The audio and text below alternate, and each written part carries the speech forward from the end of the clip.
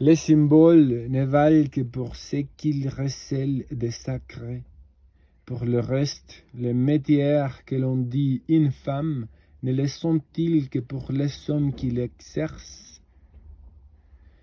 Qu'en est-il de ceux qui en jouissent ou en tirent bénéfice? Sur le chemin de Compostelle, j'ai vu des femmes payer de leur corps le droit au pèlerinage. J'ai toujours eu pour elles le plus grand respect.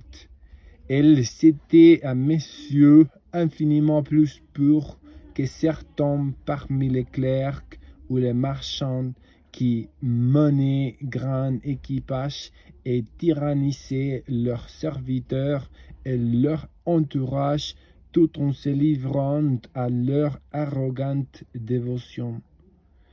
Pieter est sans doute l'homme le plus tolérant et le plus généreux que j'ai jamais rencontré. Cette bonté ne l'avait nullement empêché de prendre part à notre lutte. Il s'était au contraire montré l'un des plus décidés et des plus combatifs, n'ayant, assurait-il, rien d'autre à perdre qu'une précaire liberté et tout à gagner à accéder à sa propre estime. Je rends grâce à la vie d'avoir été son ami. Cornélie Vermeillon avait appris très jeune la taille de la pierre et travaillait non seulement avec quelques-uns des meilleurs compagnons de sa corporation, mais aussi avec des maçons et certains menuisiers qui sculptaient magnifiquement des éléments de charpente. Il avait participé à notre mouvement de révolte avec la fougue et la gravité qui était sa manière d'être, une force. Nos chemins se sont séparés. J'ai appris depuis peu que, sous le nom de Cornélie de Gand, il exerce à Padoue son art de la pierre. Si mes forces ne me trahissant pas, j'irai un jour à sa rencontre. J'attends pour cela le printemps.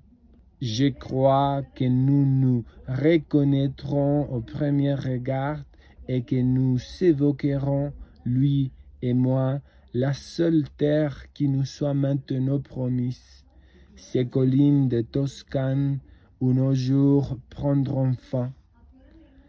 Avant notre départ de Gand, je ne crois pas avoir jamais été plus loin que Sommergent, à l'ouest, ou Merelbeck, au sud de notre cité.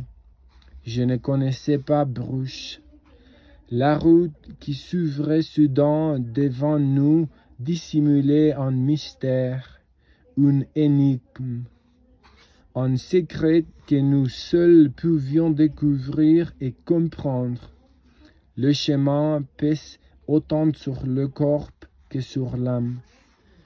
Est-ce de lui qu'il faut venir à bout ou de nous-mêmes? Est-ce lui que nous balisons ou lui qui nous forge? Comment répondre justement à cela? Je comprends aujourd'hui que mon tempérament trouvé dans la vie que nous menions à cette époque-là, de quoi répondre à son désir d'action. Le destin m'avait lancé un défi. Je devais à mon tour défier le destin et accomplissant le voyage qui m'était imposé, non plus comme un châtiment, mais comme une aventure.